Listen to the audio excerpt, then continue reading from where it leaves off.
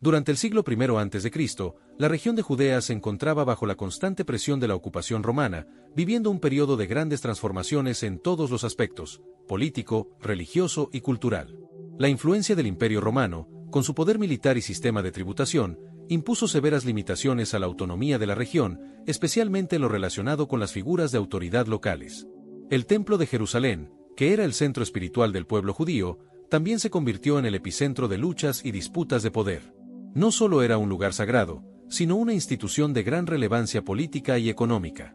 Cada año, miles de peregrinos llegaban al templo, lo que lo convertía en un foco de atención tanto para los líderes religiosos como para las autoridades romanas.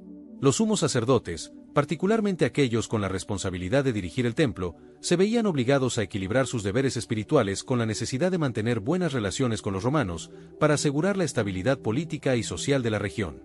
En este contexto, figuras como Anás y Caifás lograron ascender al poder, destacándose no solo como líderes religiosos, sino como actores políticos esenciales para el control y la gestión del templo. Anás, en particular, se consolidó como una figura de gran influencia, no solo por haber ocupado el cargo de sumo sacerdote, sino por su capacidad para manejar los hilos del poder político y religioso. La Biblia subraya su importancia, especialmente en momentos clave de la vida de Jesús. En el Evangelio de Lucas 3:2, se menciona que tanto Anás como Caifás ejercían influencia religiosa durante el ministerio de Juan el Bautista, lo que refleja la longevidad de su poder. Aunque el título de sumo sacerdote cambiaba frecuentemente, la autoridad de Anás permaneció sólida, incluso después de haber sido reemplazado oficialmente por su yerno Caifás. Esta continuidad en el poder se debe en gran medida a la dinastía que Anás había establecido. No solo ejerció el cargo en varios periodos, sino que también se aseguró de que sus hijos y su yerno ocuparan puestos clave en la jerarquía religiosa. La influencia de Anás sobre el Templo de Jerusalén fue tan vasta que supervisaba los rituales y sacrificios diarios, asegurando que se cumplieran conforme a las leyes religiosas judías.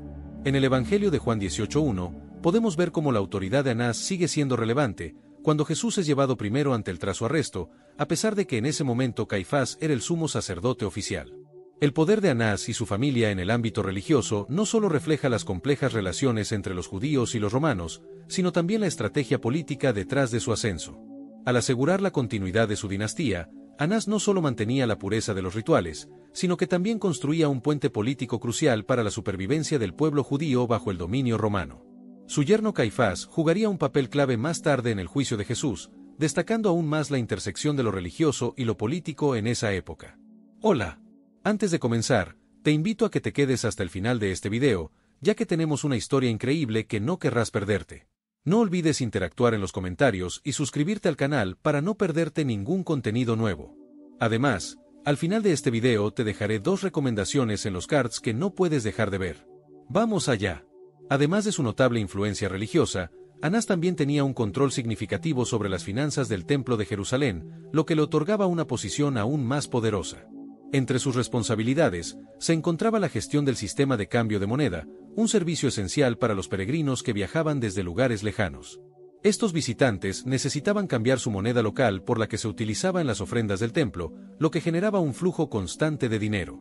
Sin embargo, lo que comenzó como una práctica religiosa esencial para el mantenimiento del templo, rápidamente se transformó en una fuente de grandes ganancias para los líderes religiosos. Este aspecto comercial del templo no pasó desapercibido, y la creciente riqueza y control sobre estas actividades generaron una imagen de corrupción alrededor de Anás. La Biblia describe cómo, al ver a los cambistas y vendedores de animales en el templo, Jesús reaccionó con gran vehemencia, expulsándolos y acusándolos de convertir la casa de Dios en un covil de ladrones, según se narra en Mateo 21, 12-13. Aunque Anás no es mencionado directamente en este episodio, el control que ejercía sobre estas prácticas financieras sugiere que su influencia estaba detrás de las actividades comerciales que Jesús desaprobaba. Esto explica en parte por qué Anás se opuso tan vehementemente a las enseñanzas de Jesús, viéndolo como una amenaza a su poder. Por otro lado, Caifás, al casarse con la hija de Anás, selló una alianza estratégica con una de las familias más poderosas de Judea.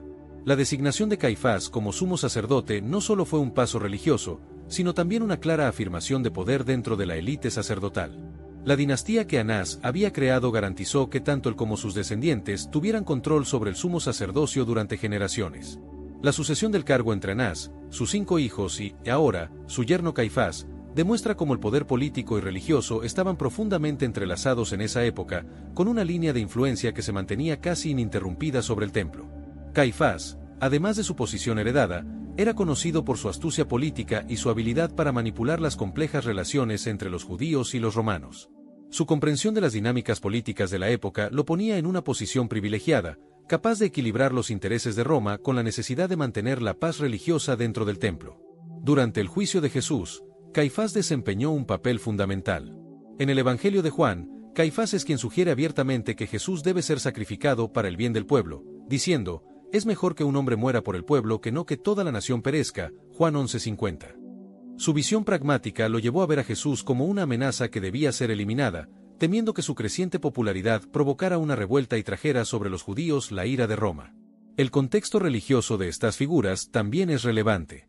Anás y Caifás pertenecían a una corriente de pensamiento que rechazaba la creencia en la resurrección de los muertos y en el juicio final, algo que los distinguía de otros grupos judíos de la época. Aunque la Biblia no detalla completamente la afiliación sectaria de Anás y Caifás, sus acciones y convicciones reflejan una postura más materialista y política.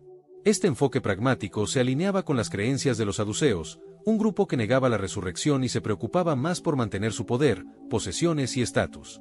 Este posicionamiento doctrinal, sin duda, influyó en sus decisiones contra Jesús, cuyo mensaje sobre la resurrección y el reino de Dios representaba una amenaza directa a sus creencias y a su modo de vida. La creciente influencia de Jesús y sus milagros continuos representaban una amenaza directa tanto a las opiniones religiosas de Anás y Caifás como a su autoridad. A medida que Jesús atraía a más seguidores y realizaba señales que dejaban impresionadas a las multitudes, los líderes religiosos comenzaron a percibir cómo su poder se desvanecía. Los seguidores de Jesús, fascinados por sus enseñanzas y milagros, comenzaron a cuestionar la legitimidad de la estructura de poder religiosa establecida. Los relatos evangélicos dejan claro que, ante esta situación, el miedo a perder el control sobre la gente fue uno de los factores determinantes que llevaron a los líderes religiosos a decidir arrestar a Jesús. En Marcos 14, 1-2, se describe cómo los principales sacerdotes, incluidos Anás y Caifás, buscaron una manera discreta de capturar a Jesús, temerosos de que la multitud se desbordara durante las celebraciones de la Pascua. El ambiente tenso de esa época, donde la ocupación romana ya ejercía presión sobre la región, hizo que los líderes religiosos se vieran obligados a tomar medidas extremas para preservar su poder.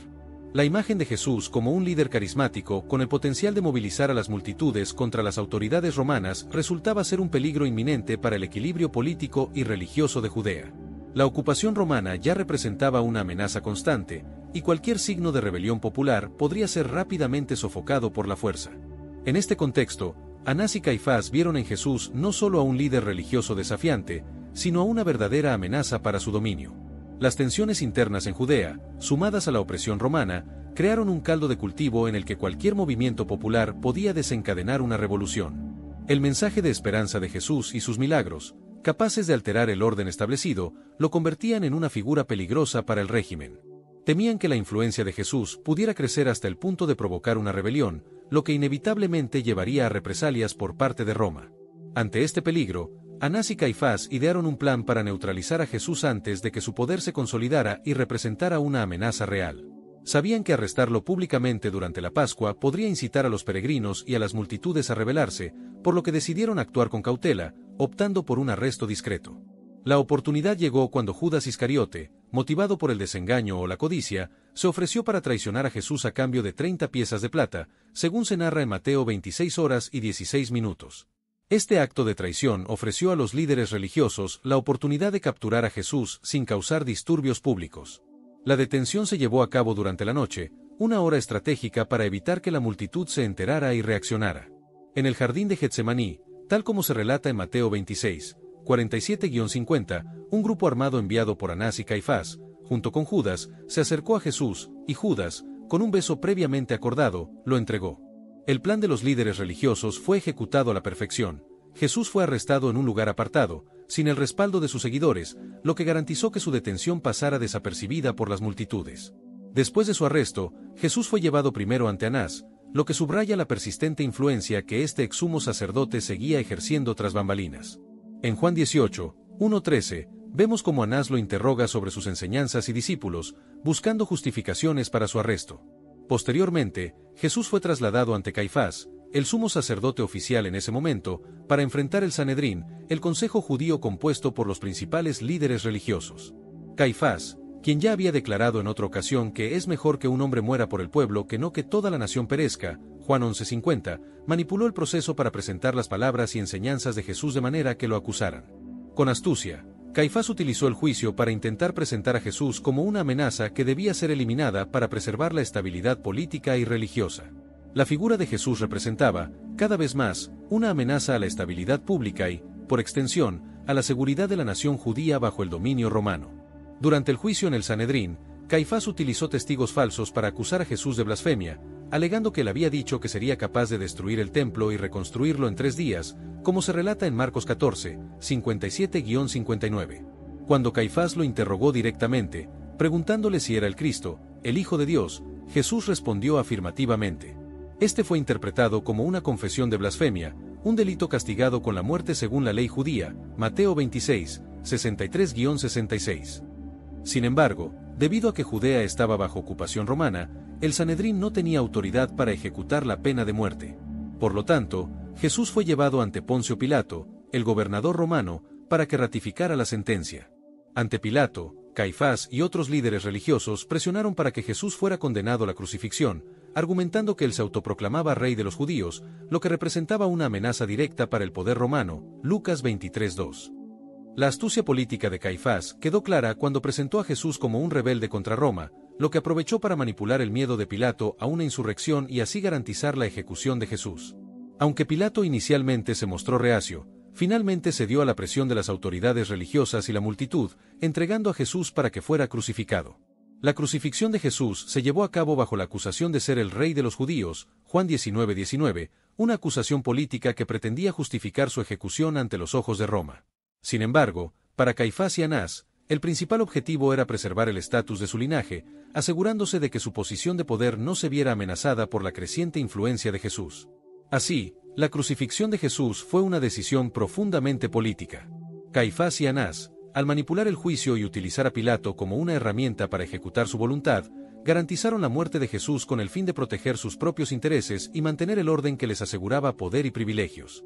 Desde la perspectiva de los sacerdotes, la muerte de Jesús fue vista como una solución necesaria para evitar que su influencia provocara una revuelta que pudiera atraer la ira de Roma sobre la nación judía. No obstante, la crucifixión de Jesús se convirtió en un hito que no solo representó el punto culminante de las tensiones entre las autoridades religiosas judías y romanas, sino que también evidenció el conflicto entre lo antiguo y lo nuevo. Caifás y Anás, figuras clave de este proceso, desempeñaron papeles determinantes no solo en la ejecución de Jesús, sino también en las repercusiones de su muerte y resurrección. Tras la crucifixión, el impacto de la resurrección de Jesús, tal como se relata en los Evangelios, puso a Caifás en una posición muy delicada. Reconocer que Jesús había resucitado significaba aceptar que él era, de hecho, el Mesías, validando sus palabras y enseñanzas, lo que podría desestabilizar por completo la estructura de poder que tanto Caifás como Anás habían trabajado por mantener. La resurrección de Jesús, al ser un evento tan trascendental, puso en duda no solo la veracidad del juicio que Caifás había liderado, sino también toda la autoridad que él y su familia ejercían sobre el pueblo judío. En el Evangelio de Mateo, se describe cómo, al enterarse de que Jesús había resucitado, los soldados que custodiaban el sepulcro acudieron a los líderes religiosos para informarles sobre el milagro que habían presenciado.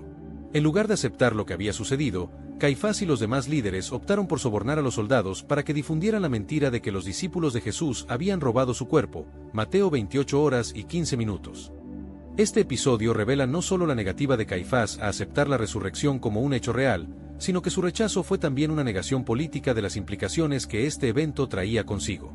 Para Caifás, la resurrección de Jesús no solo fue un milagro, sino una validación de las enseñanzas que él había predicado.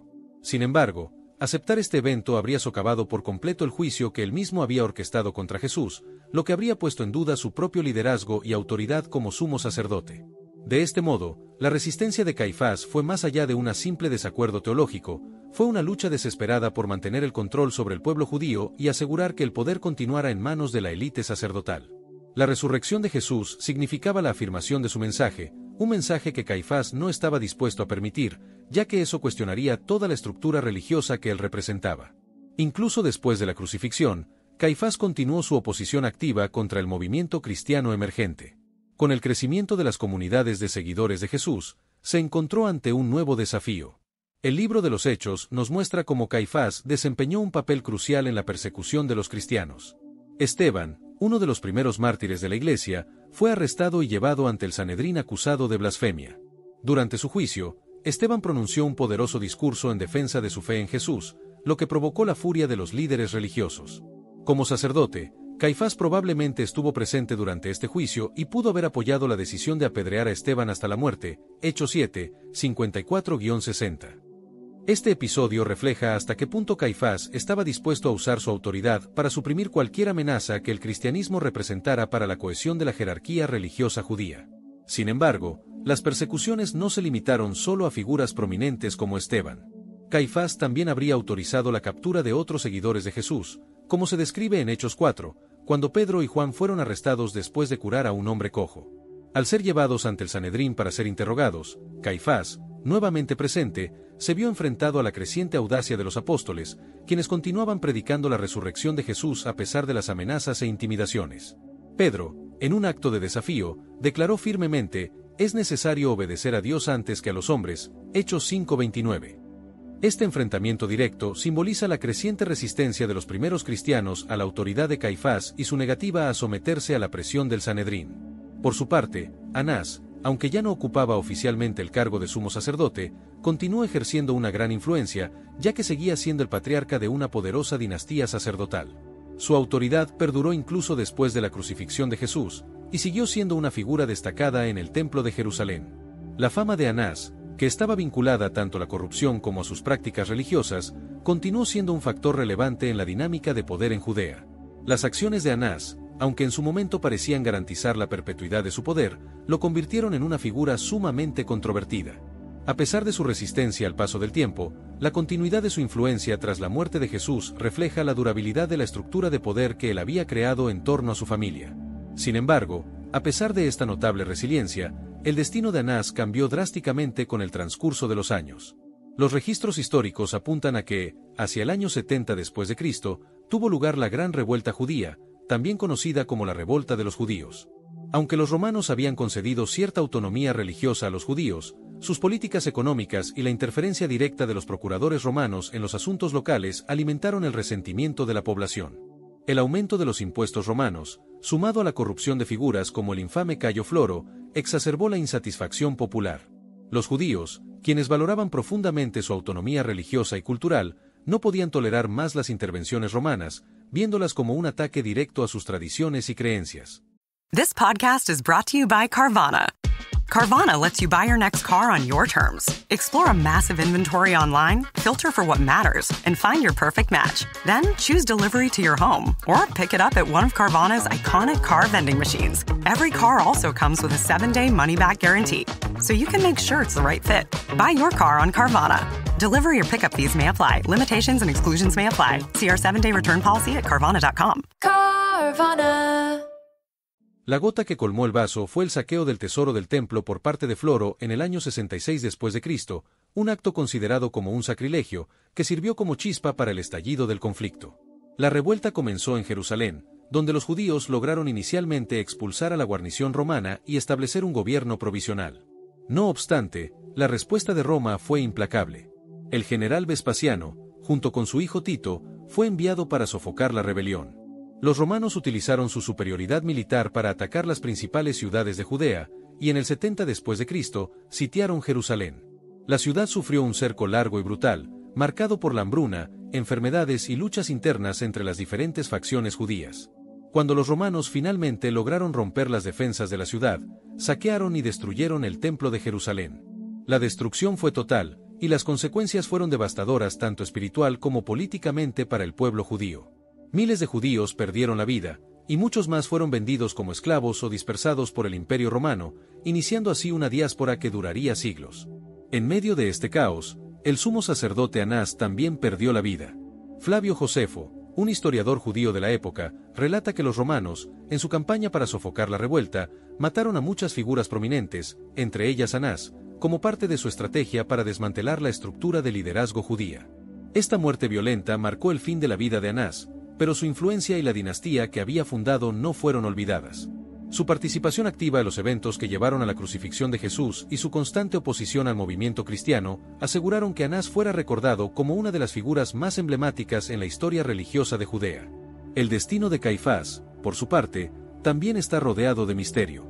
Décadas después de los eventos que marcaron la crucifixión de Jesús, su figura seguía siendo objeto de interés e intriga. Su conexión con los sucesos que culminaron con la muerte de Jesús lo consolidaron como una figura central en la historia del cristianismo primitivo, y las preguntas sobre su papel en los años posteriores a la caída de Jerusalén siguen siendo objeto de debate entre historiadores.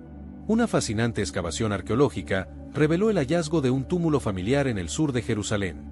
Este túmulo, que contenía varios sarcófagos ornamentados, presentó una inscripción que decía: José, hijo de Caifás. La revelación de este hallazgo causó gran conmoción, ya que parecía tratarse del sepulcro del sumo sacerdote Caifás. Flavio Josefo, el renombrado historiador judío de la época, describió a Caifás en sus escritos como el sumo sacerdote que desempeñó un papel crucial en el juicio y la condena de Jesús. La inscripción hallada parecía respaldar estos relatos históricos, lo que llevó a muchos a creer que efectivamente este era el lugar de descanso final de Caifás. La identificación del nombre José, hijo de Caifás, es considerada por muchos como una evidencia sólida de que el sepulcro pertenece al sumo sacerdote mencionado en los evangelios. Sin embargo, no todos los académicos están convencidos de la autenticidad de este descubrimiento. Algunos cuestionan la veracidad de la inscripción, sugiriendo que podría haberse falsificado o que el túmulo podría haber pertenecido a otra familia con el mismo nombre. Este debate sobre la integridad del hallazgo arqueológico continúa dividiendo a la comunidad académica. Las discusiones se centran en la confiabilidad de las inscripciones, la fecha de los objetos encontrados y la relación entre los hallazgos arqueológicos y los relatos históricos. Aunque el lugar de enterramiento de Caifás sigue siendo objeto de debate, lo que está claro es que este descubrimiento nos ofrece una visión fascinante de los líderes religiosos de la época de Jesús y el impacto duradero que tuvieron en la historia. Por otro lado, las consecuencias para Poncio Pilatos, el gobernador romano que permitió la crucifixión de Jesús, fueron profundamente trágicas y marcaron su caída como autoridad en Judea. Aunque cedió a la presión popular para preservar la estabilidad política, su decisión de condenar a Jesús tuvo repercusiones graves para su carrera y, según algunos relatos, también para su vida personal. Tras la crucifixión, Pilatos enfrentó crecientes dificultades para mantener el orden en una región marcada por tensiones religiosas y políticas constantes. Ya era conocido por su brutalidad y por una serie de medidas represivas contra los judíos, incluyendo el uso excesivo de la fuerza contra aquellos que se oponían a las políticas romanas. En un episodio notorio, Pilatos mandó mezclar la sangre de algunos galileos con sus sacrificios, lo que generó gran indignación. Lucas 13:1. Este tipo de acciones violentas y despiadadas solo aumentaron el descontento popular con su gobierno. La presión creciente y su incapacidad para gestionar adecuadamente las revueltas en la región culminaron con su destitución en el año 36 después de Cristo. Fue llamado a Roma para responder a las acusaciones formuladas por los samaritanos, quienes se quejaron de un incidente en el que sus tropas reprimieron brutalmente una reunión religiosa que consideraban una amenaza. El emperador Tiberio falleció antes de que Pilatos pudiera defenderse, lo que marcó el triste final de su carrera. La posición de Poncio Pilatos se tornó aún más vulnerable cuando enfrentó las consecuencias de sus decisiones. Aunque la Biblia no menciona explícitamente su destino final, existen varias tradiciones y relatos apócrifos que han especulado sobre su trágico final. En el libro apócrifo Mors Pilati de Tisebdorf, se relata que Pilatos, al ser llamado de regreso a Roma para responder por sus acciones, prefirió suicidarse en lugar de enfrentar las posibles represalias romanas. Esta tradición sugiere que Pilatos eligió acabar con su propia vida para evitar castigos más severos por su papel en la condena de Jesús. Otra tradición encontrada en el apócrifo Tradición de Pilatos menciona que Pilatos fue ejecutado durante el reinado del emperador Nerón, años después de su caída en desgracia. Estas versiones sobre su destino, aunque no confirmadas por fuentes históricas, reflejan el sentimiento de que su figura histórica estaba marcada por la condena y el desdén tanto de los romanos como de la sociedad judía. Sin embargo, en 1961, un sorprendente hallazgo arqueológico arrojó nueva luz sobre la figura de Poncio Pilatos. Durante excavaciones en Cesarea Marítima, un equipo de investigadores liderado por el Dr. Antonio Froba descubrió un fragmento de piedra calcárea, una placa de 82 centímetros de ancho por 68 centímetros de alto. Esta placa contenía una inscripción en latín que decía: Poncio Pilatos, prefecto de Judea, dedicó al pueblo de Cesarea un templo en honor a Tiberio. Este descubrimiento no solo confirma la existencia histórica de Pilatos, sino que también subraya su rol como gobernador romano de Judea bajo el emperador Tiberio. Este hallazgo representa un testimonio arqueológico único que complementa los relatos bíblicos.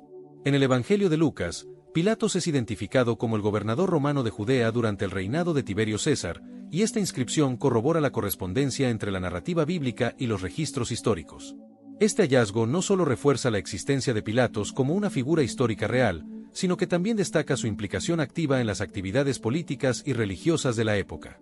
La inscripción nos ofrece una mirada más profunda sobre su papel como líder en una de las etapas más turbulentas de la historia romana y judía.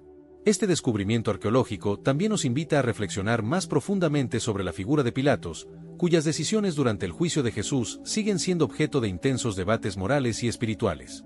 En el Evangelio de Mateo, Jesús ofrece una reflexión sobre la luz y la oscuridad, utilizando estas imágenes como una poderosa metáfora para el discernimiento y la toma de decisiones. En Mateo 6, 22-23, Jesús afirma: la lámpara del cuerpo son los ojos. Si tus ojos son buenos, todo tu cuerpo estará lleno de luz, pero si tus ojos son malos, todo tu cuerpo estará lleno de oscuridad. En esta metáfora, los ojos representan la percepción clara y el discernimiento moral. La luz simboliza la verdad, la sabiduría y la claridad, mientras que la oscuridad representa la ignorancia, la confusión y el error. Jesús nos llama a reflexionar sobre cómo nuestras decisiones y nuestra visión del mundo influyen en el camino que elegimos seguir. Si nuestros ojos son buenos, es decir, si tenemos un discernimiento moral claro y buscamos la verdad, nuestras acciones estarán iluminadas por la luz de la sabiduría y la justicia. De lo contrario, si nuestra percepción está nublada por la falsedad y el error, nuestras acciones quedarán atrapadas en las sombras de la oscuridad. La sabiduría, sin embargo, si nuestros ojos están iluminados por la verdad y la claridad espiritual, nos guía en la dirección correcta. Pero, si nuestros ojos son malos, si nuestras decisiones están gobernadas por la ceguera moral, nos sumergimos en la oscuridad. Al reflexionar sobre la trayectoria de Poncio Pilatos, podemos ver cómo sus elecciones fueron moldeadas por la oscuridad de la presión política y por su indecisión moral. Aunque Pilatos fue advertido tanto por su conciencia como por su esposa, quien tuvo un sueño perturbador sobre Jesús, Mateo 27 horas y 19 minutos, él cedió ante la presión popular y ordenó la crucifixión de Jesús, lavándose las manos en un gesto de falsa inocencia. Su elección de ignorar la verdad y buscar la estabilidad política a cualquier costo lo condujo a un destino sombrío. Como gobernante, permitió que la oscuridad de su discernimiento lo guiara, lo que resultó en su caída del poder y en un destino incierto y trágico. La trayectoria de Anás, Caifás y Poncio Pilatos nos invita a una reflexión profunda sobre la condición humana, el poder, la responsabilidad y el plan soberano de Dios. Estos tres personajes, tan centrales en el drama de la crucifixión de Jesús, muestran cómo las decisiones personales, a menudo motivadas por la ambición, el miedo o la indiferencia, pueden alinearse con un plan mayor, invisible a los ojos humanos, pero perfectamente dirigido por las manos divinas. Aunque Anás, Caifás y Pilatos siguieron caminos marcados por errores morales y decisiones equivocadas, sus historias nos revelan cómo incluso esas fallas pueden formar parte de los propósitos redentores de Dios. Nos recuerdan que nada escapa al control soberano del Creador. En el caso de Anás, vemos a un hombre que, tras la fachada de poder religioso, buscaba preservar su influencia y dominio sobre el templo de Jerusalén. Él simboliza la lucha de muchos que, en su afán por mantener el estatus y la riqueza, pierden la verdadera esencia de lo que deberían defender, la justicia, la rectitud y la fe en Dios. Sin embargo, su búsqueda constante por mantener el control revela una ceguera espiritual que también podemos encontrar en nuestra vida cotidiana. ¿Cuántas veces, en nuestro intento por preservar lo que consideramos más importante, nuestro trabajo, nuestra posición social, nuestro estatus, dejamos de lado lo que realmente importa? Anás se aferró al poder terrenal, pero olvidó que el verdadero poder está en las manos de Dios. Participó activamente en el juicio de Jesús sin darse cuenta de que estaba ante el Mesías. En nuestra vida, ¿cuántas veces, en la ansia de mantener nuestras pequeñas seguridades, no percibimos el movimiento más grande de Dios a nuestro alrededor? Caifás, por su parte, simboliza el pragmatismo político. Su decisión de sacrificar a Jesús por el bien del pueblo nos muestra cómo la racionalidad humana, desprovista de discernimiento espiritual, puede conducir a elecciones devastadoras. Vio en Jesús una amenaza para su posición y estabilidad con los romanos, pero, al mismo tiempo, no comprendió la verdadera naturaleza del reino que Jesús estaba proclamando. Caifás, sin embargo, no logró ver la verdad que tenía frente a él. En nuestra vida cotidiana, a menudo nos vemos tentados a tomar decisiones rápidas que parecen las más lógicas o prácticas, sin detenernos a considerar las implicaciones morales o espirituales. Es fácil, como hizo Caifás, priorizar la conveniencia sobre la verdad. No obstante, la historia de Caifás nos enseña que, por más acertadas que parezcan nuestras decisiones en el corto plazo, Dios tiene un plan mayor. Lo que consideramos una solución en el momento puede estar alineado con un propósito divino que no comprendemos en ese instante. Al condenar a Jesús, Caifás contribuyó, sin saberlo, al cumplimiento de la obra más grande de redención en la historia de la humanidad. Por otro lado, Poncio Pilatos representa la indecisión y la debilidad moral. Él reconocía la inocencia de Jesús, pero, presionado por la multitud y temeroso de perder su posición, eligió lavarse las manos y permitir que el destino de Jesús fuera decidido por la voluntad popular. ¿Cuántas veces en nuestra propia vida nos encontramos en situaciones similares? Sabemos lo que es correcto, sentimos el peso de la verdad en nuestro corazón, pero cedemos a la presión de las circunstancias, las opiniones ajenas o nuestros miedos internos. Pilatos se lavó las manos como un gesto de autojustificación, pero, como muestra la historia, su intento de evasión no lo absolvió de la responsabilidad. En nuestra vida diaria, muchas veces tratamos de esquivarnos de decisiones difíciles, evitando confrontaciones morales o sociales, esperando que el problema se resuelva por sí solo. Pero la lección de Pilatos es clara: la omisión frente a lo que es correcto también trae consigo consecuencias. Dios nos llama a tener la valentía de hacer lo correcto, incluso cuando eso nos coloca en una posición incómoda o impopular. Durante la crucifixión de Jesús, los soldados romanos desempeñaron un papel determinante. Acostumbrados a las ejecuciones, estos soldados veían la práctica como una simple orden a cumplir, un ritual de control social y poder. Sin embargo, aquel día algo cambió. Se enfrentaron a Jesús, una figura que no ofreció resistencia ni palabras de odio, sino que, al contrario, permaneció en un silencio y dignidad extraordinarios. Muchos de los soldados se sorprendieron ante este comportamiento inusual, un contraste con el de otros condenados, lo que los dejó perplejos. Mientras Jesús agonizaba en la cruz, un evento aparentemente insignificante reflejó una antigua profecía. Los soldados, al dividir las ropas de los condenados, lanzaron suerte sobre las vestiduras de Jesús. La túnica de Jesús, que estaba tejida en una sola pieza, llamó su atención. En lugar de rasgarla, decidieron echarla a suertes, cumpliendo así lo que estaba escrito en las Escrituras. En el Evangelio de Juan, leemos: habiendo los soldados crucificado a Jesús, tomaron sus vestiduras y las dividieron. 4 partes para cada soldado, una parte, y también la túnica. La túnica, que era sin costura y tejida completamente de arriba abajo, llamó la atención de los soldados. Decidieron entre sí: no la rasguemos, sino echemos suerte sobre ella para ver de quién será. Juan 19, 23-24.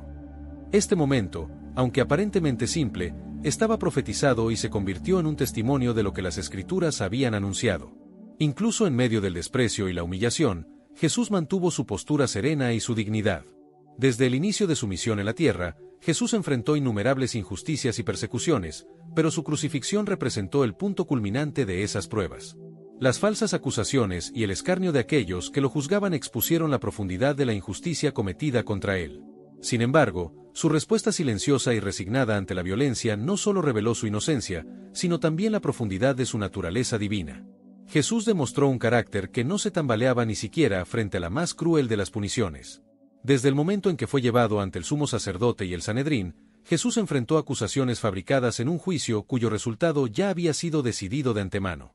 Los acusadores esperaban que Jesús se defendiera ferozmente, pero en su calma desestabilizó el tribunal. Jesús permaneció en silencio, ofreciendo respuestas solo en momentos cruciales, respuestas que eran directas y profundas. Esta serenidad, que muchos consideraban incomprensible, dejaba a sus adversarios desconcertados, especialmente cuando se enfrentaban a la firmeza y la dignidad que Jesús demostraba incluso frente a las provocaciones más graves. Uno de los momentos más impactantes de esta postura se relata en Mateo 26, 62-64, cuando el sumo sacerdote le pregunta sobre sus declaraciones. Con una respuesta clara y solemne, Jesús afirma: «Tú lo has dicho. Sin embargo, os digo que veréis al Hijo del Hombre sentado a la diestra del Poderoso, y viniendo sobre las nubes del cielo». Con esta declaración, Jesús no solo confirmaba su identidad como el Mesías, sino que también señalaba su autoridad divina y eterna, algo que para los líderes religiosos sonaba como una blasfemia y una afrenta a la ley judía. Sin embargo, para aquellos que entendían la profecía mesiánica, sus palabras eran una afirmación de su misión y naturaleza divina. Cuando fue llevado ante Pilatos, Jesús nuevamente enfrentó acusaciones diseñadas para aumentar la presión y asegurar su condena. Pilatos, aunque reconoció la inocencia de Jesús, cedió finalmente ante la presión de la multitud que clamaba por su crucifixión. Durante todo el proceso, Jesús se mantuvo sereno, sin reaccionar a las provocaciones, rechazando involucrarse en discusiones o justificar sus actos. Su calma frente a la multitud furiosa y las acusaciones infundadas es un testimonio del control absoluto que él tenía sobre sí mismo, en contraste con la ira y el miedo que dominaban a aquellos que lo rodeaban. Si estás disfrutando este video, No olvides suscribirte al canal para no perderte más contenido como este. Además, me encantaría saber tu opinión, así que deja un comentario abajo contándome qué piensas. Tu interacción es muy importante para nosotros. Sigue viendo para descubrir más. La serenidad de Jesús durante las injusticias que enfrentaba era desconcertante, revelando una confianza absoluta en el plan divino y un profundo sentido de entrega a la voluntad del Padre. Este control y dignidad se hicieron evidentes incluso durante la tortura física que siguió. Jesús fue flagelado con una crueldad indescriptible, coronado con espinas y objeto de burlas por parte de los soldados romanos, quienes lo vistieron con un manto escarlata y de forma irónica, lo proclamaron rey de los judíos. A pesar del sufrimiento extremo, su postura permaneció inquebrantable, mostrando una fuerza interior que trascendía el sufrimiento físico. Frente a los espinos y la humillación, Jesús soportaba todo sin emitir una sola palabra de retaliación, un ejemplo de dignidad que contrastaba poderosamente con la brutalidad de sus torturadores. Esta actitud reflejaba no solo su resistencia, sino también el amor y la compasión que, incluso en medio de su propio martirio, eran palpables. En Lucas 23:34, encontramos una de las declaraciones más conmovedoras de Jesús: Padre, perdónalos, porque no saben lo que hacen. Esta súplica dirigida al Padre no solo evidenciaba su amor incondicional, sino también un perdón tan profundo que abarcaba incluso a aquellos que lo estaban ejecutando. Sus palabras expresaban la extensión de su amor por toda la humanidad, reafirmando el mensaje central de su vida y misión, la salvación para todos, incluso para aquellos que lo maltrataban. Todo esto ocurrió bajo la atenta supervisión del centurión romano, un hombre que, aunque acostumbrado a cumplir sentencias de crucifixión, observaba con curiosidad y asombro lo que acontecía ante sus ojos. A medida que el evento avanzaba, comenzaron a manifestarse elementos sobrenaturales que transformaban lo que normalmente hubiera sido un escenario de caos y violencia. Un terremoto sacudió el suelo, alarmando a todos los presentes y esparciendo el miedo entre la multitud. Al mismo tiempo, una oscuridad inusual cubrió la tierra, sumiendo todo en una sombra profunda y desconcertante, oscureciendo el sol en pleno día. Estos fenómenos fueron interpretados por muchos como señales divinas, indicando que lo que estaba ocurriendo tenía una gravedad incomparable, algo trascendental que no podía ser explicado por medios humanos. Para culminar este misterio, después de la muerte de Jesús ocurrió un fenómeno aún más extraordinario y asombroso. En Mateo 27, 52-53 leemos que los sepulcros se abrieron y muchos cuerpos de santos que habían dormido fueron resucitados, y saliendo de los sepulcros, después de la resurrección de Jesús, entraron en la ciudad santa y se aparecieron a muchos. Este acontecimiento sobrenatural dejó una impresión profunda en todos los presentes, amplificando la sensación de que algo divino estaba ocurriendo en ese momento. La resurrección de los santos añadió un aura de misterio y santidad alrededor de la muerte de Jesús, haciendo evidente que aquello no solo era un evento histórico, sino una manifestación directa del poder y propósito divinos. El centurión, un soldado endurecido por la violencia y la muerte, observaba con ojos desconcertados el desarrollo de los eventos. Había presenciado innumerables ejecuciones, pero lo que estaba viviendo en ese momento lo dejó sin palabras, marcado por la asombrosa revelación de que, a través de la muerte de Jesús, algo celestial estaba sucediendo.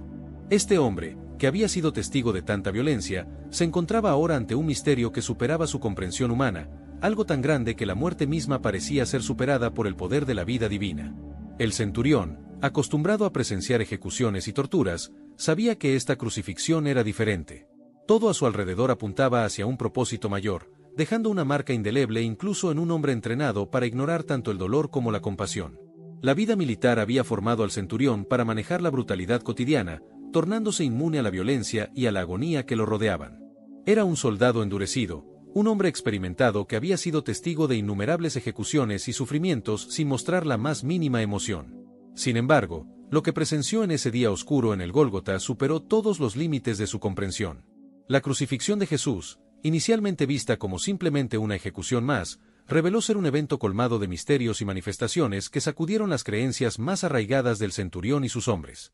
Desde el momento en que el suelo tembló bajo sus pies, él supo que algo extraordinario estaba ocurriendo. La tierra, como si se estremeciera ante la magnitud de lo que estaba sucediendo, resonó con el grito de la creación misma, una reacción visceral ante la muerte del hombre en la cruz. Mientras el cielo se oscurecía en plena luz del día, una inquietud espiritual envolvió a todos los presentes, incluido el centurión, quien hasta ese momento pensaba haberlo visto todo en cuanto a crueldad humana. Esa oscuridad y ese temblor no eran fenómenos naturales simples, llevaban consigo un mensaje silencioso, casi como una advertencia.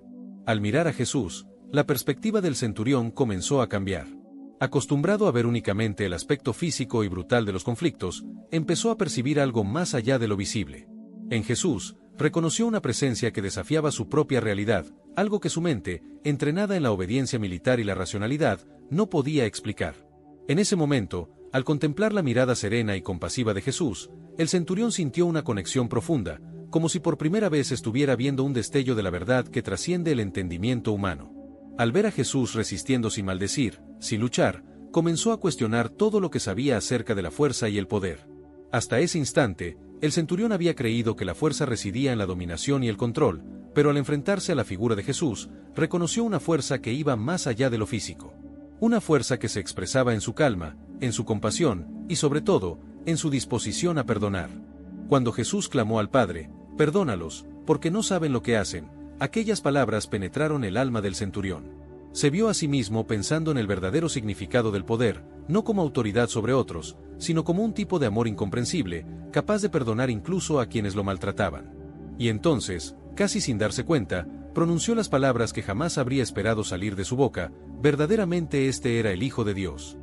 Al dejar escapar esta afirmación, el centurión dio voz al impacto que aquella escena había causado en su corazón. Era como si, en lo más profundo de su alma, ya supiera que lo que veía era más grande de lo que él podía comprender o explicar. Jesús, incluso en medio del dolor, irradiaba una paz que el centurión jamás había visto en nadie más. Aquella paz, casi tangible, contrastaba con la brutalidad que él mismo había presenciado en tantos momentos, y era un reflejo de la calma divina que solo alguien como Jesús podría poseer. Mientras el centurión observaba a Jesús, no solo veía a un hombre condenado, sino a alguien que, con su serenidad, desafiaba las normas de la humanidad, llevándolas a un plano espiritual superior. Este momento se convirtió en una experiencia transformadora para el centurión, quien vio por primera vez el poder del perdón y la verdadera fuerza en un acto de sacrificio divino. La paz de Jesús, tan palpable, confrontaba al propio soldado con la realidad de que tal vez se encontraba ante lo divino. Las palabras de Jesús, las acusaciones injustas, el juicio lleno de rencor y desprecio, resonaban en la mente del centurión. Recordaba la multitud enfurecida, los clamores por su muerte, las amenazas y los insultos, y comenzaba a percibir la ironía del silencio de Jesús ante todo eso. Jesús, inocente, no se defendía. En lugar de eso, aceptaba su destino, algo que el centurión veía ahora como la expresión de una confianza absoluta en el plan de Dios. Ese hombre en la cruz, de quien hasta ese momento él no sabía nada, transformaba todo lo que el centurión entendía sobre la justicia y el poder. Mientras la multitud se dispersaba, el centurión permaneció parado, absorbiendo todo lo que acababa de presenciar. La oscuridad comenzaba a disiparse y el sol volvía a brillar, pero él sabía que algo irrevocable había cambiado dentro de él. Había sido testigo de una escena que alteraría el curso de la historia, una visión que le revelaba un significado mucho más grande que cualquier otra cosa en su vida. Para él, el mundo seguiría dominado por guerras y violencia, pero ese día había encontrado algo diferente, un vislumbre de divinidad en medio del sufrimiento. En los años que siguieron, el centurión, cuyo nombre fue preservado en la tradición cristiana como Longino o Longinos, viviría una transformación profunda. Dejó de ser solo un soldado y se convirtió en uno de los primeros en comprender la verdadera esencia de Jesús. En lugar de una simple ejecución, había presenciado la manifestación de algo eterno, algo que moldearía su vida y lo conduciría por un nuevo camino de fe y propósito. Aunque el nombre Longino o Longinos no aparece en los textos bíblicos, fue asociado con el centurión romano a través de antiguas tradiciones cristianas. El nombre Longinos proviene de la palabra griega lonche, que significa lanza. Esta conexión con la lanza que perforó el costado de Jesús puede haber influenciado la elección de su nombre, consolidándolo como una figura importante en la tradición cristiana primitiva. Después de los extraordinarios eventos que presenció en el Gólgota, el centurión, que más tarde sería conocido como San Longinos, tomó una decisión radical: abandonaría su vida de gloria militar y poder para seguir el mensaje de paz y amor de Jesús. Él, que hasta ese momento había dedicado su existencia a la rígida obediencia al Imperio Romano, a la disciplina de las legiones y a la imposición de la ley, ahora se veía impulsado por algo mucho más grande, un llamado espiritual que lo guiaría por un camino completamente nuevo. Su decisión marcó un cambio profundo, un rompimiento con los valores que hasta entonces lo definían, y lo condujo a buscar la verdadera paz espiritual y la plenitud del Evangelio. Una característica notable de Longinos era el hecho de que fue uno de los primeros gentiles en proclamar la divinidad de Jesús. En una época en la que la mayoría de los seguidores de Cristo eran de origen judío, su testimonio aportó una novedad significativa al movimiento cristiano temprano. Como oficial romano, El centurión formaba parte del sistema que muchas veces oprimía a la comunidad judía, pero al reconocer la divinidad de Jesús, se unió al mensaje de esperanza y redención que trascendía toda barrera cultural, racial o social. Al ser testigo de la crucifixión de Jesús, Longino se convirtió en la prueba viva de que el mensaje del Evangelio tenía el poder de romper barreras étnicas, culturales y sociales. Jesús no vino solo para el pueblo judío, sino para todas las naciones y para todos los corazones dispuestos a aceptar su palabra. Este testimonio tan improbable, el de un soldado romano endurecido, no solo impresionó a los primeros cristianos, sino que también se convirtió en un ejemplo poderoso de la universalidad del Evangelio. La decisión de Longinos fue un claro signo de que el mensaje de Cristo no conocía fronteras. No era exclusivo de una clase o pueblo, sino que estaba accesible a todos aquellos que buscaban la verdad, sin importar su posición en la sociedad. Aquel que había sido un símbolo de poder y autoridad romana se transformó en un ejemplo de humildad y servicio. No obstante, el precio de su decisión fue elevado. Al seguir a Cristo, Longinos atrajo la hostilidad de las autoridades romanas, que veían su conversión como una amenaza directa al poder imperial, el cual mantenía el control sobre el pueblo a través de la fuerza y el orden militar. Un soldado romano de alta jerarquía, proclamando una fe que predicaba el amor y la justicia de un nuevo reino, representaba un riesgo para el status quo y la estabilidad social de Roma.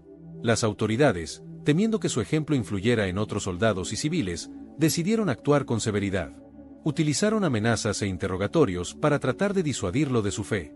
La historia de la persecución de Longinos está marcada por la brutalidad, una estrategia destinada a silenciar su voz y evitar que continuara difundiendo el mensaje del Evangelio. Fue sometido a torturas crueles. Primero, le arrancaron la lengua en un intento de callar su voz y detener su testimonio. No conformes con esto, también le arrancaron los ojos, privándolo de su visión y de la libertad de seguir sirviendo a los demás. Cada una de estas torturas, diseñadas para infligir un dolor indescriptible y para asustar a otros posibles seguidores de Jesús, reflejaba el desespero de las autoridades por frenar la propagación del cristianismo. Sin embargo, Longinos, incluso en medio de su sufrimiento físico más extremo, permaneció firme en su devoción a Cristo. Aceptó cada prueba, cada tortura, con una fe inquebrantable. Su martirio se convirtió en un símbolo de valentía y amor incondicional al Evangelio. Su determinación frente a las amenazas y la tortura sirvió de inspiración para generaciones de cristianos, reforzando la fe y la convicción de que seguir a Cristo era un llamado digno de cualquier sacrificio. La historia de San Longinos, el centurión, no se trata solo de un hombre que fue testigo de la crucifixión de Jesús, sino de la transformación espiritual que experimentó y la valentía que demostró al mantener su fe, incluso en las circunstancias más difíciles. Su vida y su martirio nos recuerdan que el sacrificio por la causa de Cristo, aunque doloroso, es un acto de amor y compromiso que trasciende el sufrimiento temporal y se convierte en una fuente eterna de inspiración. Antes un soldado del imperio, Longino se convirtió en un servidor de la paz y el amor, dispuesto a dar su vida para mantener viva la verdad del Evangelio, incluso frente a las circunstancias más adversas. Su transformación espiritual es un testimonio poderoso de la capacidad del Evangelio para cambiar no solo las vidas individuales, sino también la historia misma. San Longinos es venerado por la Iglesia Católica Romana como uno de los santos auxiliares, un grupo de santos cuyas intercesiones son consideradas especialmente poderosas en tiempos de necesidad. En el caso de San Longinos, la devoción popular a lo largo de los siglos ha enfatizado su ayuda en cuestiones de salud, especialmente en problemas relacionados con la visión. Este detalle específico de la devoción está vinculado a una leyenda cristiana que enriquece aún más el significado de su conversión y el papel de su fe. Según esta tradición, San Longinos fue el soldado romano encargado de perforar el costado de Jesús con una lanza, tal como se relata en el Evangelio de Juan 19:34, donde se dice, y uno de los soldados le abrió el costado con una lanza, y al instante salió sangre y agua. Algunas versiones de la leyenda afirman que, antes de este momento, Longinos padecía algún tipo de deficiencia visual, una limitación que afectaba su percepción física y, simbólicamente, su percepción espiritual. Sin embargo, al perforar el costado de Jesús, la sangre y el agua que brotaron del cuerpo de Cristo habrían tocado sus ojos, restaurando su visión al instante. Este milagro fue una de las primeras revelaciones de que Jesús no era un hombre común, sino alguien con poder divino, capaz de transformar no solo la visión física, sino también el alma. Este encuentro transformador, junto con los extraordinarios signos que presenció en el Gólgota, fue el impulso que llevó a San Longinos a reconocer la divinidad de Jesús. Al proclamar verdaderamente este era el Hijo de Dios, Longinos expresó una certeza que iba más allá de una mera observación. Fue una confesión de fe, un reconocimiento de que la gracia divina había tocado su corazón. Desde ese momento, el centurión, que anteriormente cumplía órdenes con disciplina militar, se vio impulsado por un nuevo camino, dedicado al servicio del Evangelio y a la proclamación del amor de Cristo. La devoción a San Longinos como patrono de los ojos y de las cuestiones relacionadas con la visión está, por tanto, estrechamente vinculada con esta leyenda que describe su milagrosa curación. A lo largo de la historia, las personas han recurrido a su intercesión en cuestiones oculares, creyendo que, así como él fue curado, también podrían ser ayudados en sus propias aflicciones.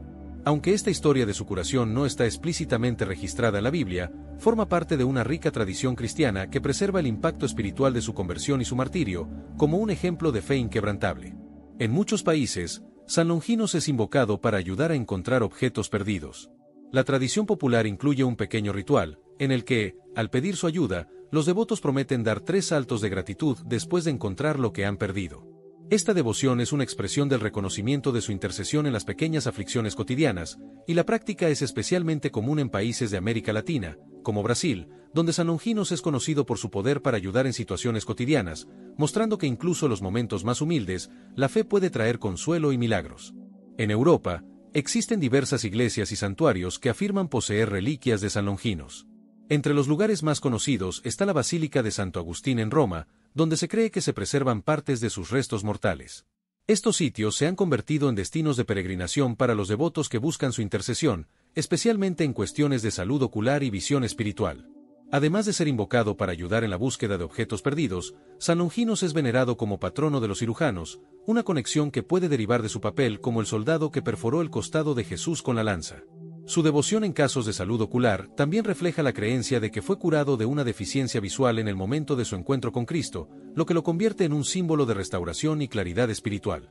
En el arte sacro, San Longinos es frecuentemente representado sosteniendo una lanza, y en algunas ocasiones, con una cruz.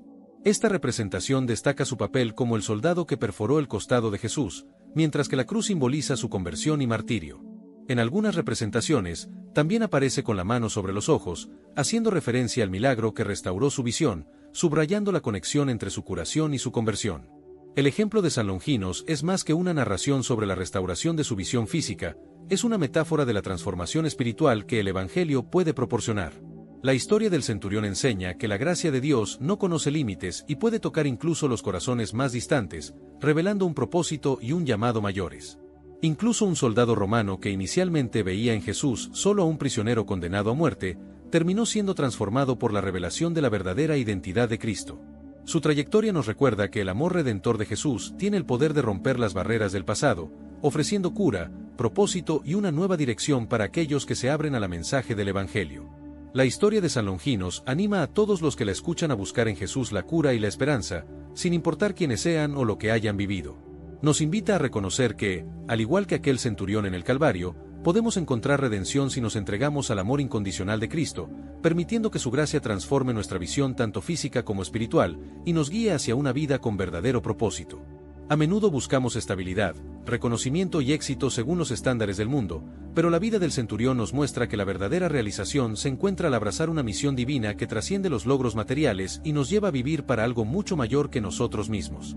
Además de todo lo que hemos explorado, la historia de San Longinos también nos invita a abrir el corazón a la misericordia y al perdón, cualidades que vio reflejadas de manera pura en Jesús y que lo transformaron completamente. Al presenciar el sufrimiento de Cristo, Longinos no solo fue testigo de un acto de sacrificio, sino de una manifestación profunda de amor, un amor que va más allá de cualquier comprensión humana. Este amor que Jesús mostró en su crucifixión no solo desbordó la violencia de aquel momento, sino que también derrumbó las barreras de juicio y desconfianza, revelando una verdad mucho mayor, el amor incondicional de Dios que no tiene límites, que no se mide por los parámetros humanos. La transformación de Longinos, al ser tocado por ese amor, lo guió a un camino de servicio y compasión, recordándonos que, cuando somos tocados por el amor de Cristo, también somos llamados a reflejar esa compasión en cada rincón de nuestra vida diaria. La práctica del perdón, la empatía y el amor se convierten entonces en el camino para acercarnos a la verdadera naturaleza de lo que Jesús nos enseñó. No es solo una invitación a perdonar a los demás, sino una invitación a vivir con una visión renovada de las relaciones humanas, donde el juicio se transforma en comprensión y el rechazo se reemplaza por aceptación. Así como Jesús nos mostró un perdón radical, San Longinos nos enseña que ese mismo perdón debe ser la base de nuestras acciones diarias, porque es la única manera de reflejar el Evangelio genuinamente. La transformación de San Longinos ilustra de manera poderosa cómo la fe puede surgir y florecer en los lugares más inesperados. Un hombre que vivía bajo la disciplina estricta del Imperio Romano, centrado en la autoridad y el poder, encontró su verdadero propósito al ser testigo de la muerte y el amor de Jesús. En un mundo que a menudo juzga a las personas por sus orígenes, su estatus social o su apariencia, la historia de Longinos nos recuerda que el amor de Cristo no conoce barreras. Nadie está fuera del alcance de la gracia divina. Es en los momentos más inesperados, incluso en las circunstancias más oscuras, cuando el amor de Dios irrumpe y cambia todo a su paso. Longinos, un soldado romano que en un primer momento vio a Jesús solo como un prisionero condenado, fue transformado por la revelación de su verdadera naturaleza. Y esa revelación le ofreció una nueva visión, una visión que trascendió el entendimiento humano y lo conectó con algo más grande que él mismo. Finalmente, la historia de San Longinos nos enseña que nuestra visión del mundo y de nosotros mismos puede ser radicalmente transformada. En la tradición, el toque de la sangre de Cristo lo sanó no solo físicamente, sino que restauró su percepción de la vida, su comprensión del amor y su conexión con lo divino. Esta curación no solo es una restauración de la vista física, sino una poderosa metáfora de la jornada espiritual que todos estamos llamados a recorrer. Es una invitación a un proceso continuo de autodescubrimiento, de apertura al amor incondicional de Dios, y a la transformación de nuestra percepción, tanto del mundo como de nuestra propia identidad. De la misma manera que Longinos permitió que la gracia divina moldeara su vida, nosotros también podemos encontrar en Jesús la visión que ilumina nuestro caminar, guiándonos hacia una vida plena, fundamentada en la paz y la verdad. Es una invitación a mirar el mundo con ojos nuevos, a vivir nuestra fe con una convicción profunda, y a ser instrumentos de esa misma misericordia y compasión en cada aspecto de nuestra vida. Que la historia de San Longinos nos inspire a todos a buscar nuestra verdadera identidad en Cristo, y a vivir una vida que refleje su amor y gracia hacia los demás. Como Él, que podamos reconocer y proclamar que Jesús es verdaderamente el Hijo de Dios, y que en su nombre encontramos perdón, restauración y vida eterna. Ahora, quiero saber de ustedes. ¿Alguno de ustedes ha pasado por una experiencia o un milagro que cambió su visión sobre la vida, como ocurrió con San Longinos? Compártelo en los comentarios. No olviden suscribirse al canal y darle like para seguir recibiendo contenido como este. Gracias por ver el video. Abrazos y que Dios los bendiga.